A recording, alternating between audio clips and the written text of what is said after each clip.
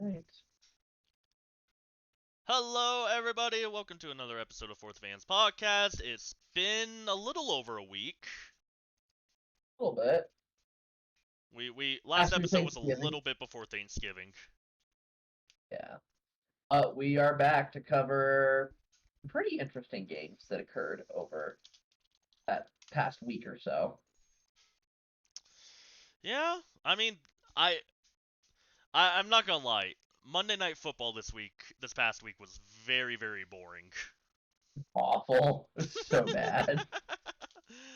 uh, it was so bad. Hey, Funny I'm a thing Bears is, fan. I didn't even watch. I'm a Bears fan. I didn't even watch the darn thing.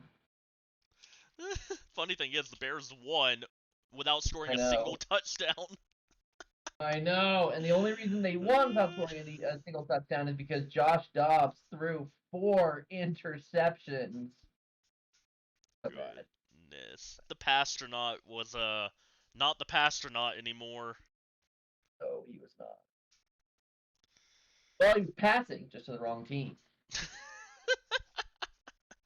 That's how All you win right. football games. Yep. All right, let's jump into this here. We've got obviously the one thing that does need to be brought up before we go into our injury report and the usual coverage is our one little bit of news, which many people already know because it has been a couple of days since this news broke. But the Carolina Panthers fired head coach Frank Reich in less than one season. Panthers are currently 1-10 following their loss to the Tennessee Titans this past week. And Reich joins Nathaniel Hackett and Urban Meyer as the coaches fired before the season's end in recent years. We've had it back to back to back years now. It's very interesting.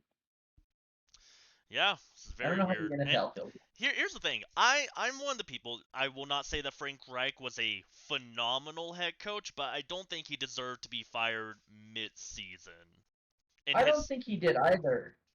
It was Yeah. mainly the first season with the team with the brand new rookie quarterback. They were in a full rebuild, and then they cut him loose after week 12. Right? And that's the biggest thing is it's the rebuild. And I mean, I feel like Bryce Young doesn't have the tools to be successful. And the Panthers were garbage even before he showed up. Mm-hmm. There's just so little you can do and so little you can blame on him that I just didn't like it. Yeah, I don't consider this one a necessary firing. Let's take Nathaniel Hackett and Urban Meyer for example. Hackett, it was almost like maybe things turned a little bit of a corner for the Broncos as soon as he was gone. But the man just did not know how to be a head coach, and it could clearly be seen with how bad the Broncos were struggling. And then to an even more extreme case, Urban Meyer was having problems just outside of poor coaching that were giving him problems and gave them reason to fire him early on. Yep. Ugh. I don't miss the Urban Meyer days. They were just horrible. I was thinking about this the other day, Shane. At some point, we probably want to play a segment, maybe for the fun, where we talk about like the most embarrassing or most triggering thing you could say to every fan base. And I think, as far as we talk about recent years, you know what I mean. And I think for the Jaguars, it's Urban Meyer. Oh, that one just hurts us because it's just like we don't like to talk about it. It's Encanto. We don't talk about Bruno. Right? You don't talk about Urban Meyer. Except Urban Meyer didn't have a redemption arc. It was just worse and worse and worse. Which is true. It did keep getting worse and worse and worse. But Although I mean, for the Chargers, we can talk about the playoffs last year. yep, that's exactly what I was thinking of. Or in the case my Chicago Bears, 2 words, double doink. Oh man, that one still I feel bad for y'all with. And I think like the Yeah. Falcons, they will always have 28-3. Yes, 100%. You got a couple of other ones in there. The Bills, the game against the Chiefs in overtime. Bills just overtime in general. It's true. We're gonna get into that tonight because there's another one. Yep. I But wanted to talk about that a little bit. we're gonna go into it. So really quick here before we do our wows and our woes, the injury report. Logan Wilson, Miles Garrett, Dorian Thompson-Robinson, Cam Robinson, Cameron Jordan, Rashid Shaheed, Chris Olave, Fletcher Cox, and Baker Mayfield are all labeled as questionable for various reasons. You also have Nicole Hardman Jr., who has been placed on injured reserve following a thumb injury. that's kind of the gist of things right there. There's nothing too serious that's been going on there. I think the majority of these players have an opportunity to come back, and I maybe they think need Cam injuries Robinson was mild. actually put on IR this week. Okay, okay, then there you go. There's one. Yeah, but and people aren't super concerned. They're like, he'll be back in time for the playoffs or at the very end of the Uh season. huh. Yeah. So see, there you go. It'll be okay. All right. Cool. Then let's jump into our wows and our woes. Then, Shane, take it away with your 2 picks. Okay, so first one, yes, I know people are tired of me talking about my team, but I feel like this was an important one to talk about, which was the Jaguars versus Texans. And I want to talk about not even my team. This was a battle for the AFC South. This decided the tiebreaker in the AFC South, who would control the division, and at the end of the season, if there were any ties for first place with wins and losses, who would win the tiebreaker? This game decided that the Jaguars won that, so now if there's a tie, the Jaguars will be the conference champions. But I want to talk about the Texans. A lot of people at the start of the season thought the Texans were going to be bad, including us. We thought the Texans weren't going to do great. They were going to struggle. Rookie quarterback, yada, yada, yada. The Uh-huh. Texans are one of the best and most electric teams right now. Yes, they're 6-5, but they have a rookie quarterback. They have a rookie wide receiver. Like, they got a young, talented team. And honestly, I know Texans fans were very upset with the reps and everything, which I totally understand that. Reps are horrible. They've been really bad this season. But the Texans have such a bright future with CJ Stroud. And honestly, they're a team that if they sneak into the playoffs, every single team in the AFC South or in the AFC should keep an eye on the Texans because if they aren't paying attention, I think the Texans could honestly knock out most, if not all, playoff teams at the moment. I would agree. But let's also take a more negative side of things, Shane. Let's say, for example, the Texans just barely miss out on the playoffs. Well, if you ask me, it's not going to matter much because they're probably going to make it next year. The Yeah, future is bright. yeah, they're either winning the division next year or they're going to fight in the wild card. It's going to come down between the Jaguars and Texans. And if they miss, you said like a negative, it can still be a positive. If they miss out on the playoffs this year, guess what? You guys still get a higher draft pick then, and you guys can bolster up somewhere else on your team on an already strong and competitive team. Absolutely. Well, and I mean, we talked about what the Texans have been able to at least score just based off the draft this year, for example. C.J. Stroud, someone you could consider to be an MVP candidate. Will Anderson, some people who are considering to be Defensive Rookie of the Year candidate. Tank Dell, total stud of a wide receiver. Funny Good thing call. It's is, a good.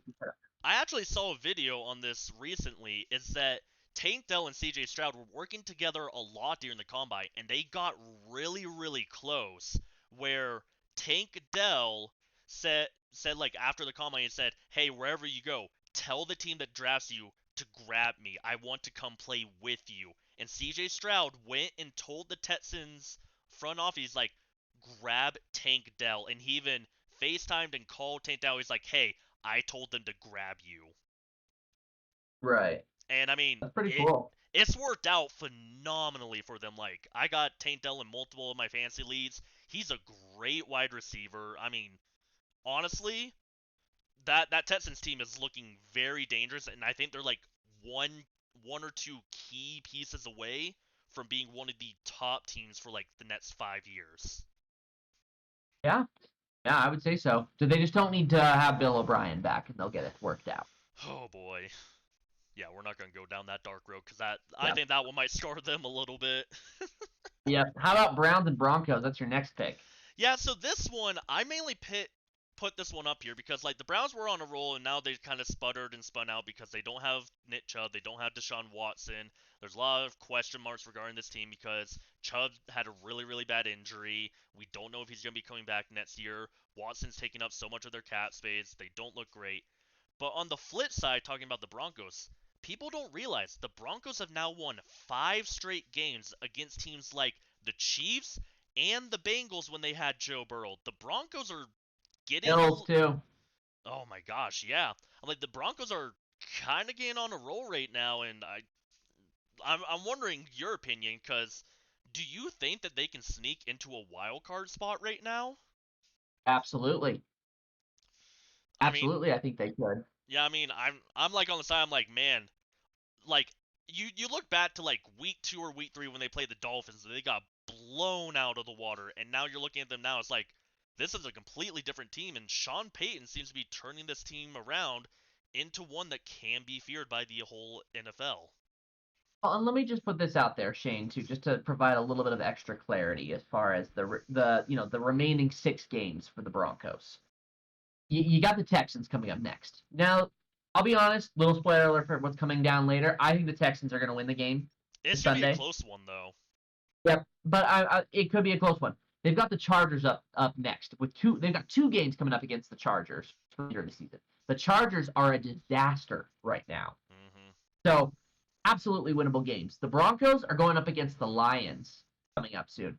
Look, the Lions. Normally we'd say like, oh, you know, the Lions that the Lions are going to win. But here's the thing: the Lions have been making mistakes recently. They almost lost to the Bears, then they lost to the Packers.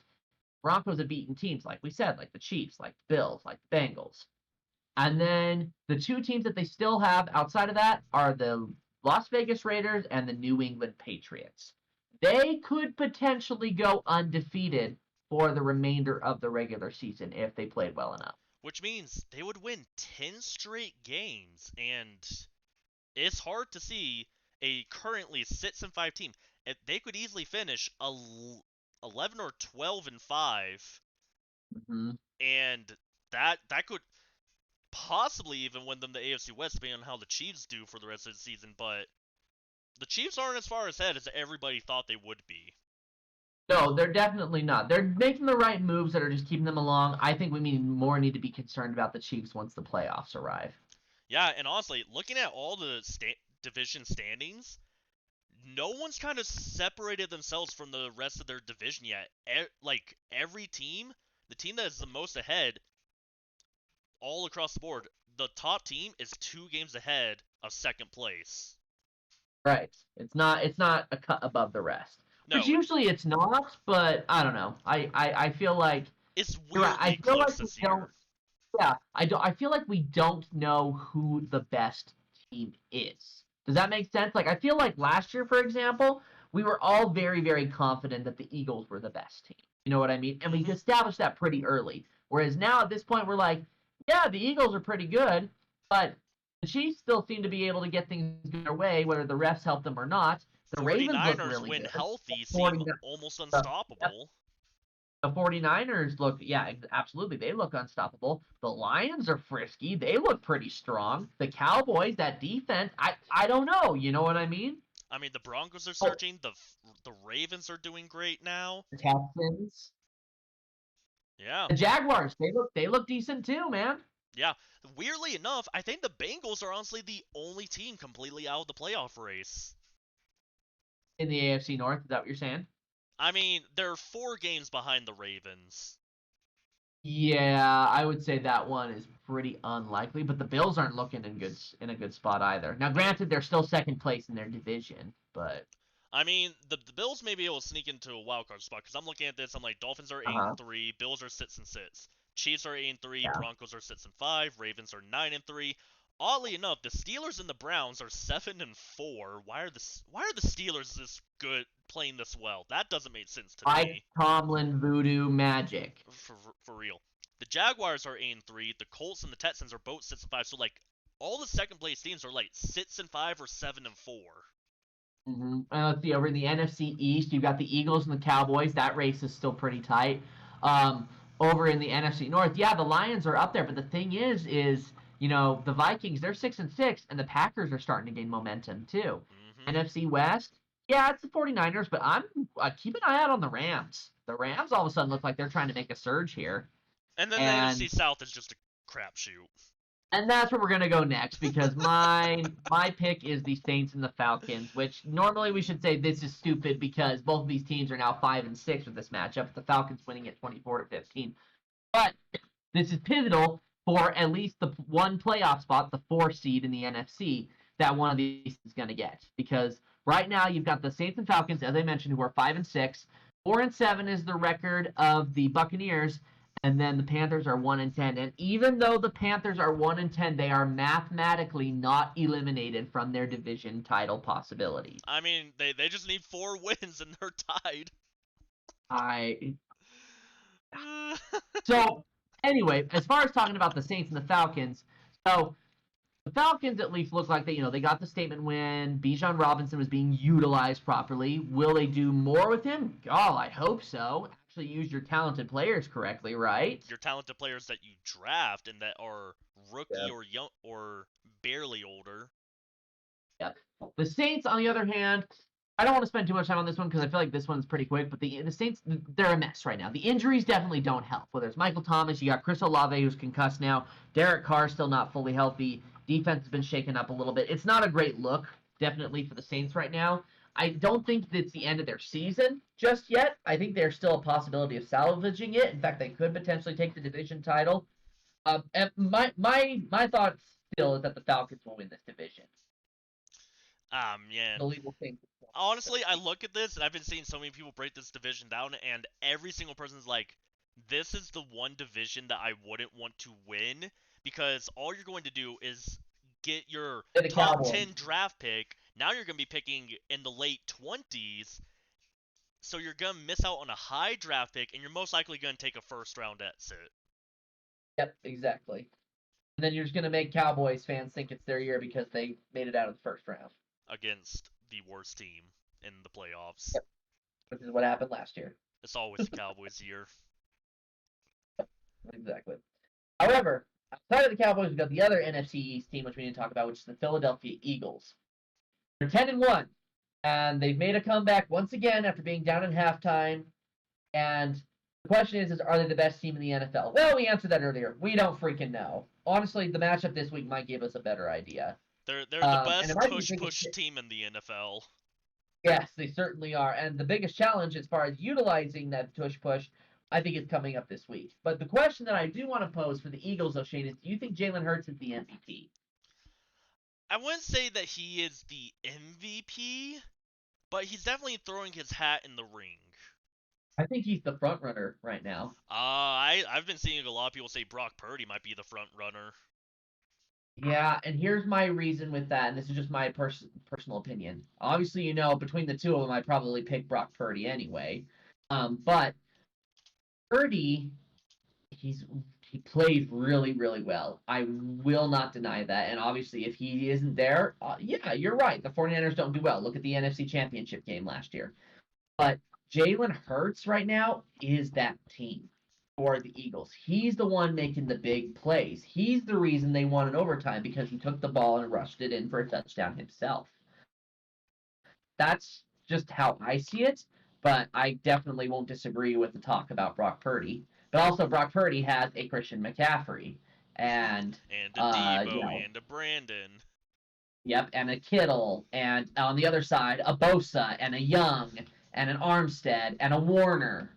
Yeah, that team is just very complete from It's the top to Avengers. bottom. It's the Avengers of the NFL right now. Let's be real. And what, Brock Purdy's Hawkeye? Yeah, pretty much, honestly. Oh man. Oh no, seriously, if we're gonna do this where it's like we're talking about like the Avengers himself, like let's take it right and just call it like it is. Nick Bosa, that man's the Hulk. That's all I'm gonna say. Yeah. If we're talking about the Niners and the Avengers. And the current Vegas order for MVP goes Hurts, Mahomes, Dak, Lamar, Tua, then Purdy. Okay, see, all right. I mean, I don't know. Man, I never know what to believe. I never loved the MVP award because sometimes I feel like, oh, it's just a popularity contest and who people like more at the time. With it being only quarterbacks. Yep. Because, I mean, technically, CMC is in the race too, but no one's going to put him in because it's a quarterback award at this point. Absolutely. You mentioned Josh Allen, though, who, yeah, he did great in his matchup, but he's 0-6 in overtime now in all of his matchups. He's 0-6 in overtime since they made the rule change after he complained about it. Oh, boy. So, but it wasn't his fault with the loss. No. So, You think it's time for a coaching change for the Bills? I really don't know. I mean, here's the thing. I feel like Stephon Diggs is gonna leave soon, and when you lose Stephon Diggs, who does Josh Allen have to throw the ball to? Mm-hmm. So Josh Allen's gonna David. start struggling, then the whole team's gonna start looking bad, and they're like one or two. So I was talking earlier. I'm like, oh yeah, the Texans are like one or two key pieces away from being one of the top teams for the next 5 years. The Bills are 1 to 2 pieces away from a loss to losing that top 5 team. Falling apart. Yeah. So there's a lot of questions with the Bills. I almost want to say let's wait and see what happens after the bye week. That week to say, what is really going to happen there, what does need to be done, because I feel like they've still got some rough times ahead before they get the chance to make the wild card spot. I think they're going to make the wild card spot, but then comes the question: are they going to get bounced in the first round? Because they certainly could with the heavyweights that we're seeing in the AFC right now. Like we said, Chiefs, Ravens, Jaguars, maybe even the Texans. You know what I mean? Yeah. Yeah. All right.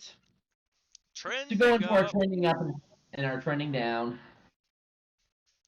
Pick a Trending team. Pick up any team. team. I mean, how can you not go with the Denver Broncos at the top? Having won 5 straight now. Yeah. Can't argue that. Oh man, now I gotta like look at some trending up teams because I'm like, some teams are just bad, and some teams I'm just like, I don't know. I think I gotta say the Ravens right now. Yeah. Okay. Last one I throw in there is the Green Bay Packers That's or true. the Los Angeles Rams. You tell me. I'm gonna say Rams or Packers. Packers? Packers have Okay. been being a little bit more feisty because honestly, I was expecting the Lions Packers game for the Lions to blow out the Packers, but nowhere close to happening. Right. Well, and here's another thing too. I know it's a different team. Technically, the team I'd be talking about is the Jets, but it does need to be mentioned here because he is a former Packer. You saw that Aaron Rodgers is cleared for practice, Yep, right? he started practicing today. What the heck? It's so weird. Some people are saying that it was more of an ankle sprain or something. I don't know. I think Let me say, let me say this. I feel like regardless of what it is, there's a high probability that if he does come back, he could easily re-injure it, oh especially with that O yeah. line. I mean, also let's look at this. Maybe Aaron Rodgers, as crazy as we make him out to be, maybe he's not all that crazy. Or maybe, maybe it is just the fact that this is just his way of getting attention. And he's gonna talk it up like I'm coming back, and then at the very end he's like, I'm sorry, I wasn't healthy enough. But look at me, spotlight was on me this whole time. That totally sounds to me like an Aaron Rodgers move. You really hate Aaron Rodgers. It's kind of funny. I do. Come on, let's go off past precedents. The dude always makes it about himself. Honestly, He does. our He's for the like an fun this week Antonio Brown. our for the fun this week is the Golden Raspberry, and obviously we always talk about you know, the award for strangest off-field behavior. He's definitely a candidate. Yep. How about our trending down? Trending down. I think we gotta put the Seahawks on here. I feel like the Seahawks are starting to look worse and worse right now. Yeah, big one. You got to put the Bills on there. Oh, yeah. Bills can't win a game apparently. Yeah, and I mean, as much as I want to put the Chargers on there again, it's We just we've had them on here so always on much. there. We're just gonna leave them off until they do something drastic. Yeah, honestly. Golly, who do you put on blast that's really looking rough? I mean, part of me is leaning towards the Patriots. I feel like we haven't said the Patriots at all. Well, and they're horrible. They're absolutely hmm horrible. So sure, why not? The only other one I can think of is the Commanders. I think a head coach recently whispered, or another coach whispered to Bill Belichick, saying the only reason you were successful was because of Brady. Yeah, for what it's seeming like. I mean, I really don't know. Yeah, it's a good We'll, thought. we'll see if they get Caleb Williams. Yeah, and see if anything changes there. All right, let's talk move about on our to week. matchups. Yeah, let's talk about our week 13 matchups. We can probably go through this pretty quick because we agree with so many of these. So let's just go through it quick with our matchup monsters. Um, Thursday night football, we've got the Seahawks and the Dallas Cowboys. Look, it's going to be the Cowboys. The Seahawks are falling apart right now, and that Cowboys defense is going to be hungry. Yep. Should I say Deron Bland is matchup monster, and he gets another pick six? If Why you not? want, What do you got? I was just gonna say the defense. The defense in general, it's accurate, honestly. The Cowboys defense, I feel like, has a fairly easy matchup. Yeah, especially when they don't play very good teams like the Seahawks because they're falling apart right now. All right, let's move on to the next one. The AFC South showdown. We got the Indianapolis Colts versus the gosh awful Tennessee Titans. Yeah, they got their win against Yeah, the Panthers. by But 7 points against the Panthers. That's not something I can brag about. Yeah, Colts will get the win, but it won't be through Jonathan Taylor, who's injured. It'll be through Zach Moss. Yeah, honestly, the Colts, I don't know how they win at this point. They're beat up and they're just somehow making it work. Somehow. But I don't think they'll make the playoffs. No. Falcons and Jets. Look, we're calling it for the Falcons because the Jets are just such a mess. It doesn't matter if it's Tim Boyle or Zach Wilson, it's going to be bad. Matchup monster in this game. I don't like any choices. Yeah, I would love to go with Bijan Robinson, you know what I mean? But they're probably going to do something ridiculous where he's just going to be a decoy. So sure, why not? Let's say it's Tyler Algier for all I know. Goodness. I just feel defeated with the Falcons. I'm not here. I'm gonna see if I find anybody that I like. Desmond Ridder, no. Bijan, like Bijan, but no. Drake London, no. Kyle. Wow, why is this so bad? I'm They just just don't gonna know how to use their players right. I'm just gonna forego picking a player just to save myself some sanity.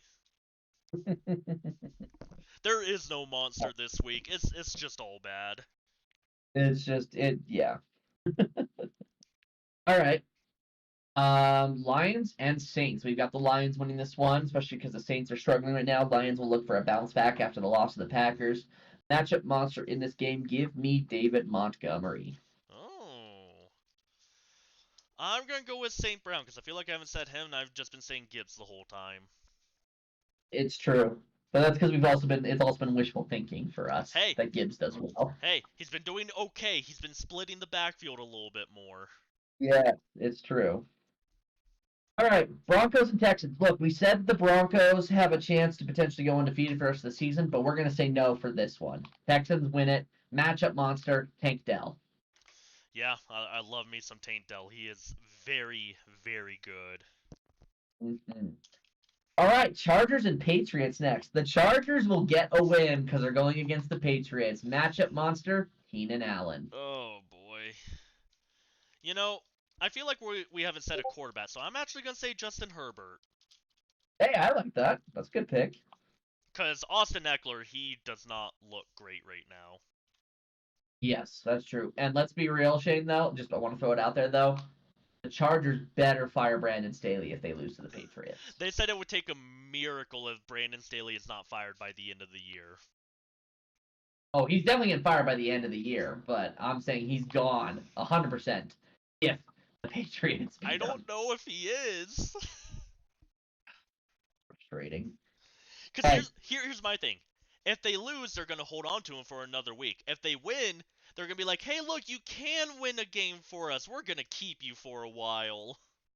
Yeah, you're right. It's such a lose-lose for the Chargers right now. It really is. It really is. I mean, the Patriots want to lose this game. That way they can probably get Caleb Williams. Well, yeah, and we're going to talk a bit more about that Mm-hmm. as far as where things go from there with their quarterback situation. Did they? I'm gonna look at something really quickly here for Chargers coaches because I know, but obviously it's Brandon Staley who's the coach right now. But was the last coach for the Chargers? Was it Anthony Lynn? Chargers coaching history. Anthony Lynn was the last coach. Brandon Staley's been the coach since 21. Anthony Lynn was the coach before that. Jeez. Man, feel your like that was memory a is long. very good. Oh man, Norv Turner. I remember Norv. I do too. Sheesh. Okay, getting off track here with Chargers coaching history. Let's talk about the Cardinals and the Steelers. We're taking the Steelers on this one because of that defense. And because of that defense, give me TJ Watt. Yeah, I think I gotta go with you on that one. Yep. Dolphins and Commanders, definitely the Dolphins. Matchup monster. If Devon Achane is coming back like it seems he might be, I kind of want to go with him. I will go with him. Cool. Because Buccaneers and I Panthers. feel like Commanders don't have a good run defense right now. Yes, it's true, and they've given up some of their best players for that, as we've discussed a couple of times this Yep. season. So I say Bucks and Panthers. Buccaneers win it. Matchup monster. Give me Rachaad White. I just hate this matchup. Just moving on. I'll just take your word on this one, cause gosh. This is the one. This next matchup is the one we need to talk about because Yes. one, we disagree on it, and it has monumental impact. This is going to It be is possibly an NFC Championship game. It's a rematch. It is the 49ers and the Eagles. It is the potential revenge game for the Niners after Brock Purdy's injury, and it is a further statement game for the Eagles as far as being the best team out there. And we disagree on it. You say the Eagles win. I say the 49ers win. Now, I do need to check my facts a little bit as far as where it's being played. That does play a little bit into it. Okay, I got it pulled up real quick, so let me find it. It's in Lincoln Financial. It's at the Eagles Stadium. It's in Eagles territory. Okay. That could make a difference. But I still feel like I want to go with the 49ers. Stick with the 49ers. Stick with it. I want to stick with it because I feel like that game could have been a shootout if it weren't for Purdy's injury. Yep. And the 49ers team looks better this year than it did last year, whereas the Eagles team looks worse than it did last year. Yep. The addition of Chase Young pulls so much pressure off of Nick Bosa that it's a never-ending cycle. But I'm excited for this game because of that, because you have one of the best defensive lines in the NFL going against one of the best offensive lines in the NFL. Mm-hmm. And you have some huge playmakers on both sides of the ball, too. Jalen Hurts is doing, like, tons of good stuff, obviously, on the end of the, on the end of, for the Eagles. But then on top of that, too, like, A.J. Brown and DeAndre Swift and when they get going. This game is going to be the definition of what happens when an unstoppable force meets an immovable object. Exactly. And I would like to see that in situations such as a defensive line against Jalen Hurts or the defense of the Eagles, which may I remind you is pretty good, against Christian McCaffrey. My matchup monster for this game, though, the big difference maker, is going to be on the 49ers side as far as who can they use to confuse the Eagles defense enough to just make big plays. And I think they're going to take the same route that they did with the Cowboys. George Kittle. Oh, okay. Man, I am just so excited for this game. This game just... This is like one of the games that everybody's excited for. I saw the map of like, where all is this game going to be played? It's almost a complete blanket nationwide coverage for this game. I'm not missing it, honestly. Like, sadly, I will be missing it. Very. Well, I'll be on a plane. Oh, yeah. Bummer. Yeah. But for my matchup monster, I'm gonna say A.J. Brown. That's a good pick. I like it. It's gonna be such a good game. I can't wait to see all the highlights from it and see everybody just talking about it. It's gonna be such a fun game. It sure is. I also want to talk about these other three because it's like this is just a big one. You know what I mean? Let's jump through it. Get through it quick. Rams and Browns. because of the Browns situation on offense and the Rams surging, we got the Rams winning it. Matchup monster in this game. You got it with Kyron Williams, especially after what he did last week. Yep, Kyron Williams. You know, I gotta say, I was very upset that I benched him because I don't want to put him in on my starting fantasy lineup when it's his first game back off of injury. He told me, hey, don't worry about it, I got you.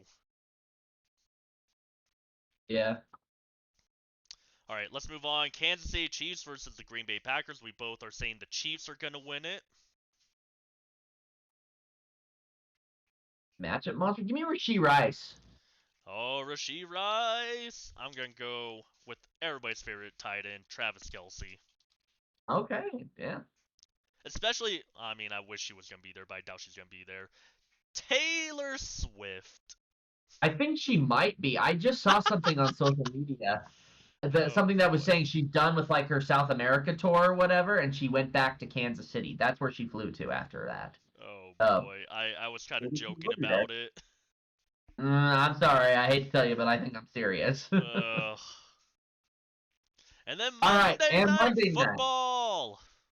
This one could be good, but also might not be because the Bengals are falling apart. Yeah. Bengals and Jaguars. We've got the Jaguars winning. Matchup monster. Give me Travis Etienne.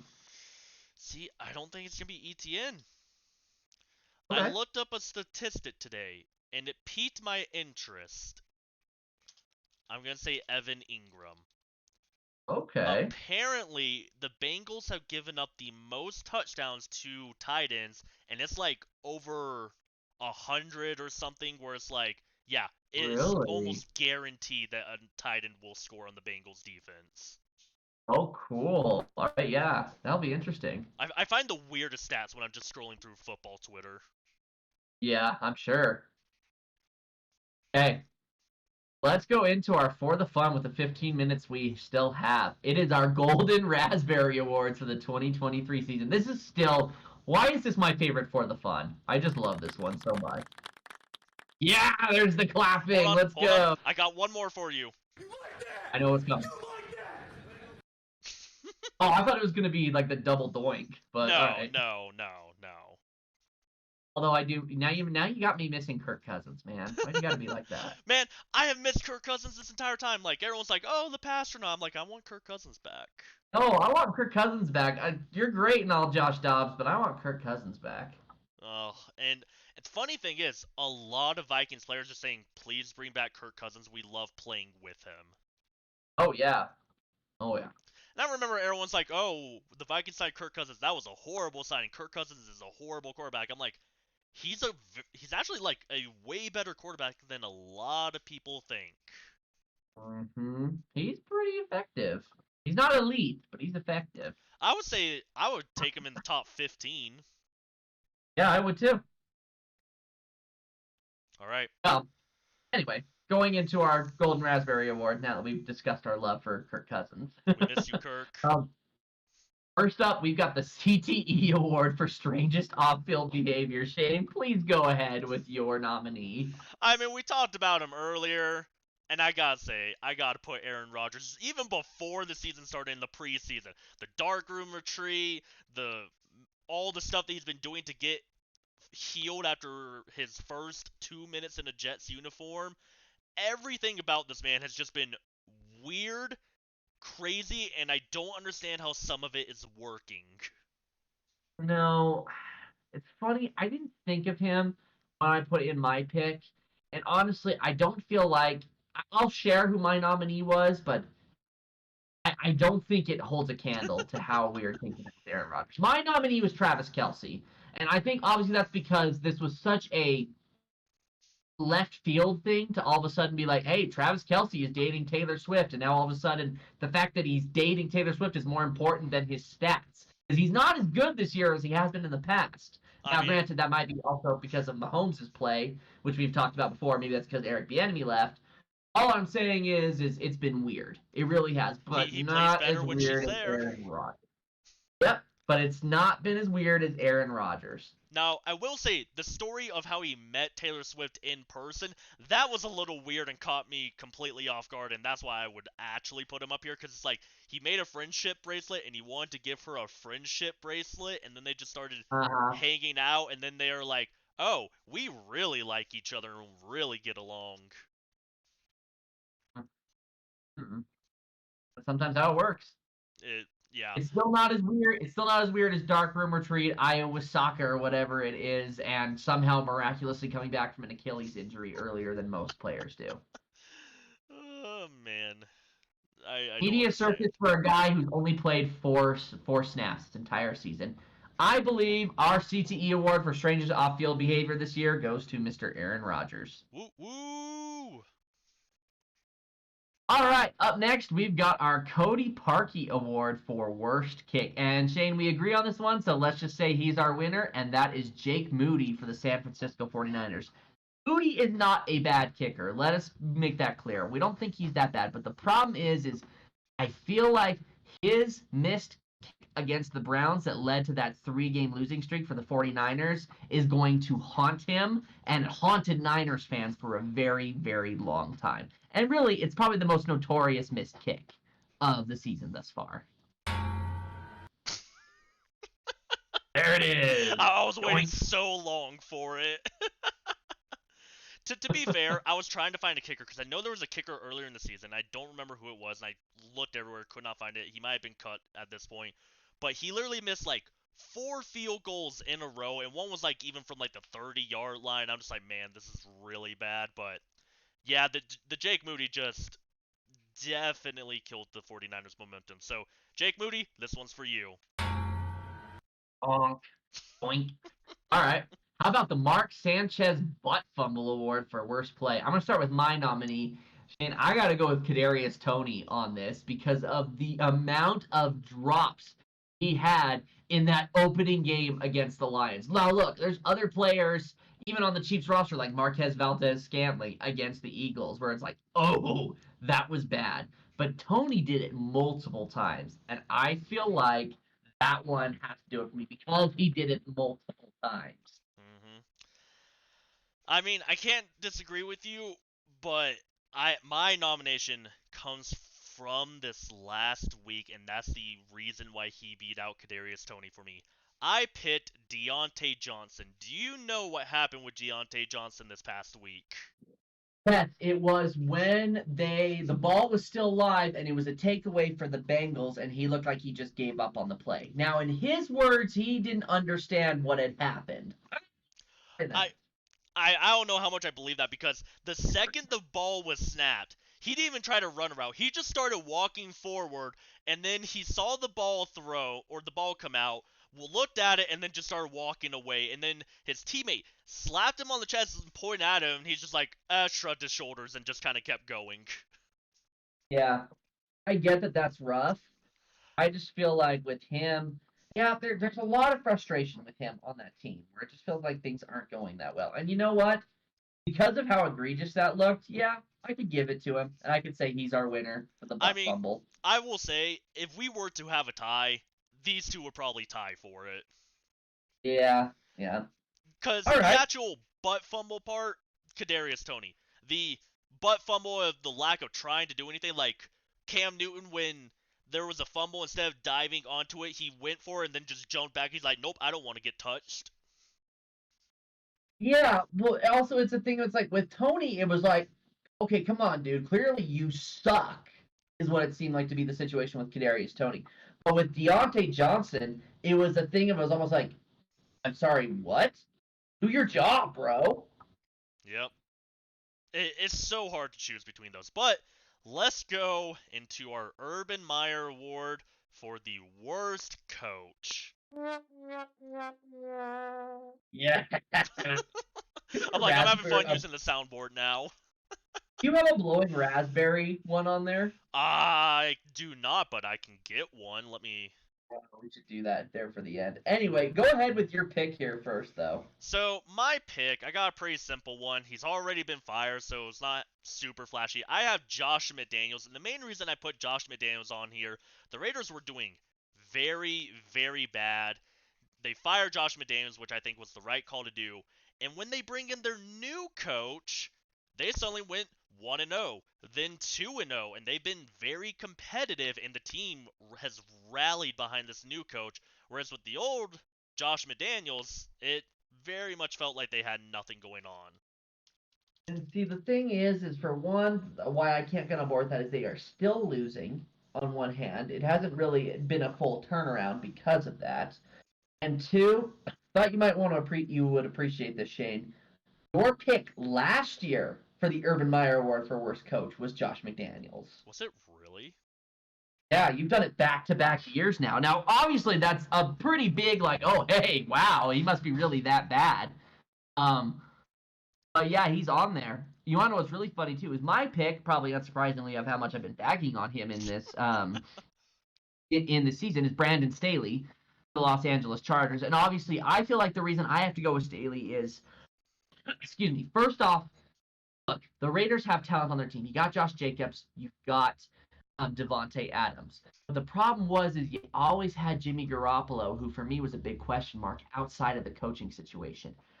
Brandon Staley, on the other hand, how do you fumble on one side of the ball Joey Bosa and Khalil Mack and Derwin James, and then on the other side of the ball you've got Justin Herbert, you've got Austin Eckler, you've got Keenan Allen, and you still can't win games.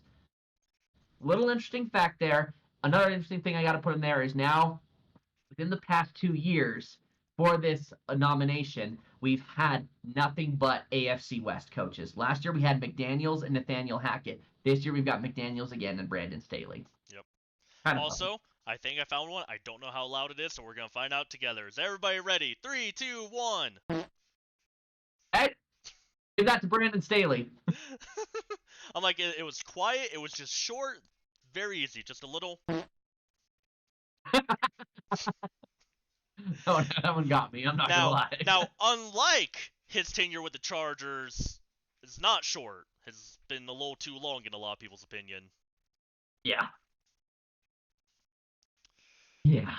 What do you say? Ugh. I really think I gotta go with Staley on this one. Yeah, Staley the clear winner.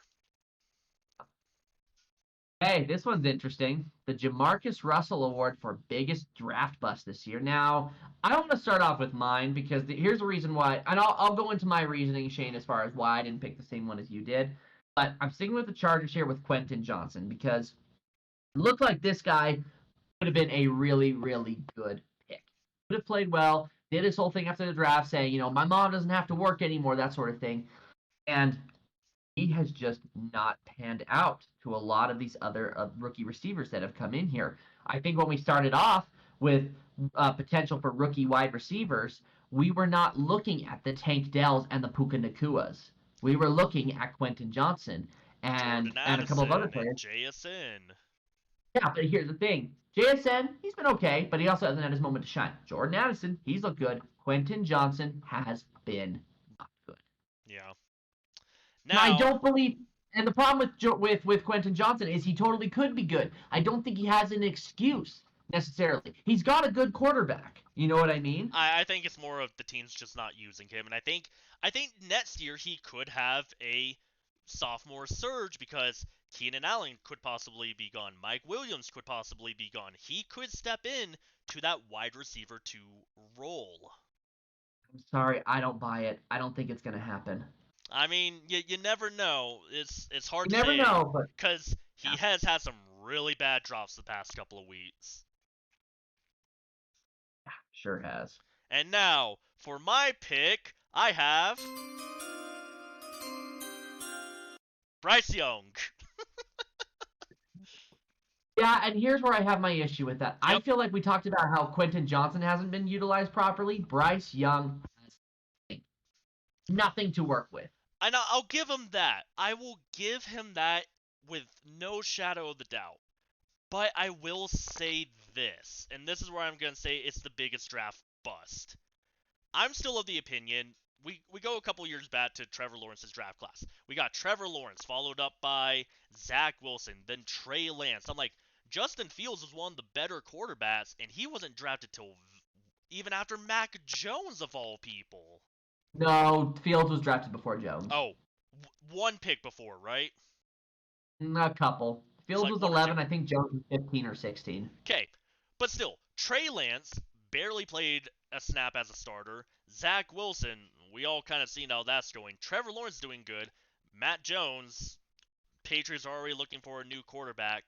Justin Mm-hmm. Fields kind of fell too far, and he should have been picked higher. For me, I see Bryce Young as that Zach Wilson, that Trey Lance, a guy who they probably could have waited on. The Panthers, I don't think, needed to trade away the farm to get Bryce Young because, I mean, there was a talk of like a three-way trade between the Bears, Texans, and the Panthers that would land all sorts of stuff, but instead, the Texans ended up backing out, and the Panthers like, you know what, we're just going to sell everything to get Bryce Young. And I think it was a mistake, and that's why I say it's a draft bust.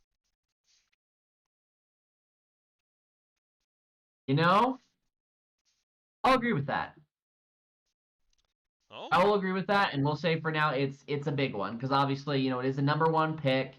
Hasn't looked good. I believe there's still potential for Bryce Young, but I mean, but he's going we to didn't get believe. no help in the draft for next year either, and that's where my issue comes in. Yeah, well, and part of the issue too is we take a look at some of the other quarterbacks who were taken and stuff like that. I mean, C.J. Stroud made it work. You know what I mean? Anthony Richardson looked pretty decent until he got hurt. Bill Levis has been making something happen somewhat Ugh, in Tennessee. stupid Mayo boy. Let's move on to I our hate last it. three picks. Yeah. All right. We've got okay. This is interesting. We've got it's funny. The Mason Rudolph Helmet Award for worst defensive player. Obviously, it's named after a Steelers player, and we both have Steelers players nominated. Now, let me be clear with mine. If he doesn't get it, I'm not going to be shy about it. I picked Minkah Fitzpatrick, not because I think that he is a bad defensive player. He's actually a very good defensive player. It's more what he did that I think is going to put him on this list for me. And if you may or may not remember this, Shane, or anyone else who's listening, Minkah Fitzpatrick is the guy who broke Nick Chubb. I forgot it was him. It was him going low that busted Nick Chubb's knee. Gosh dang it. Okay. I know See, he didn't mean to do it. It was just yeah. playing the game. And I feel like that's a big one where it was like, oh, wow, that was a really tough play as a defensive player. It didn't go well, and it ended up being probably one of the bigger tragedies of this season. And I'll say this award is kind of named after like the very hit hard, like very like whoever did the most damage. I feel like so far.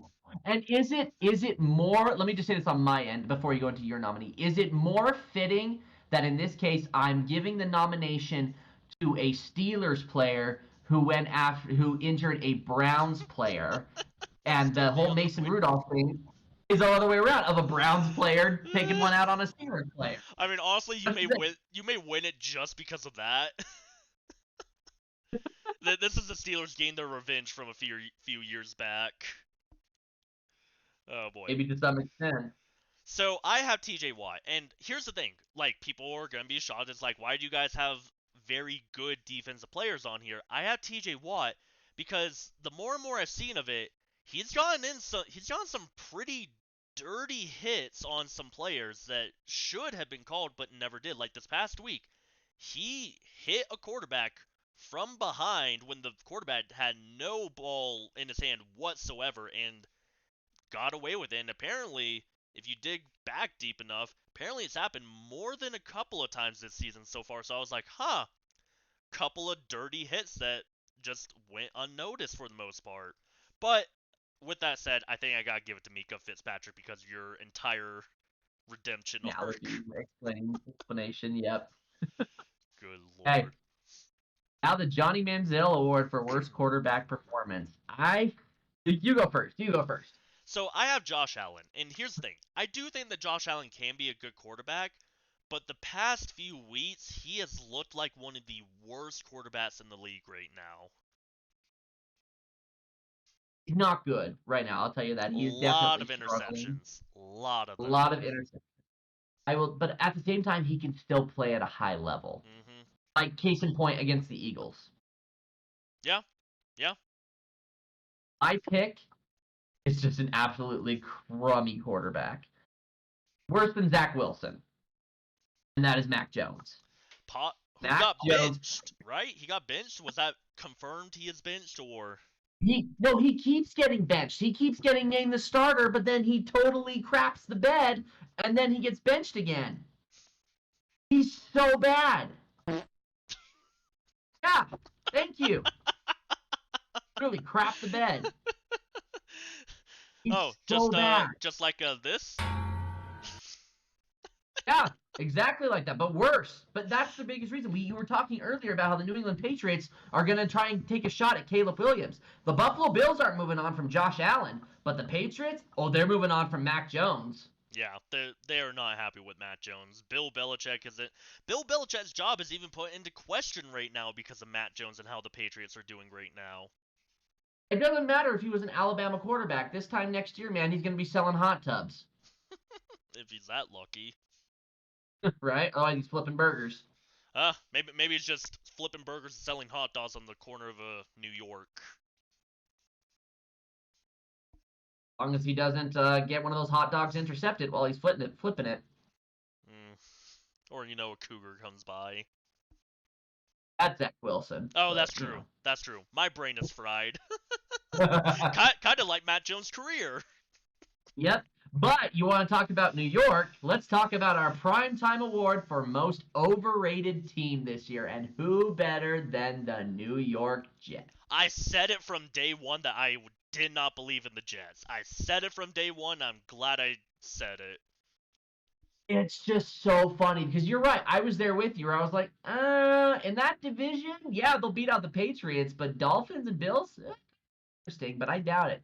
And then it just never seemed like it was really going to pan out. There was a lot of question marks. And, of course, we were making the jokes, too, that Aaron Rodgers is going to go to Minnesota after that, like how Brett Favre did. Oh, and I still remember it was so shocking, but also in kind of an entertaining way. I'm driving home from visiting my parents, and my wife, she's playing against someone who has Aaron Rodgers on their fantasy team, and she looks and she goes, how come Aaron Rodgers hasn't scored any points yet? And I was like, well, what do you mean? What are his passing yards like? And she's like, 0. He has nothing. And then we started doing the research, and she's like, dude, he's hurt. It was crazy. Only the 4th play of the game. Man, see, now you got me curious. Now I gotta go into week 1 and see who she was playing that week. Bradley, I can tell you that. Gotcha. But there you have it. Let's say Aaron Rodgers did stay healthy, I still feel like, okay, the Jets may have not had a 4-7 record like they do right now, but I'm gonna say they've only won 6 games. Yeah, I don't see a world where they would have broken even. Yeah, they're 6-6. They'd be at best 500 if they had Aaron Rodgers right now. Yeah. Would not be in wild card contention. Everybody, when they signed Aaron Rodgers, were talking about how the Jets were gonna go like 11-6. No, not us. Nope. So many people were like, the Jets are going to the playoffs. We're going to beat the Dolphins. We're going to beat the Bills. Like, we own the division. I'm like, Aaron Rodgers is not going to turn your team around that much. Yeah. But with that, everybody, that concludes this week's episode of For the Fans podcast. It's been an interesting week. There's been a lot to talk about. There's a lot of potential here for the future as far as what we're going to see with some of these remaining teams that are fighting for playoff spots. And we've got a really, really good game coming up on Sunday afternoon football this week. I'm excited to see what we're going to talk about next week. But until then, we're going to have some fun with the matchups we've got this week. Until then, see you all next week. Raspberry, one more time. What'd you say? I said do the raspberry one more time. For golden raspberry. Yeah! Okay, that's too much. I mean, there was a lot of crappy stuff there, so had to me there. Had to do a sound off for every single one. You got me there. All right, thank you everyone. Have a good night.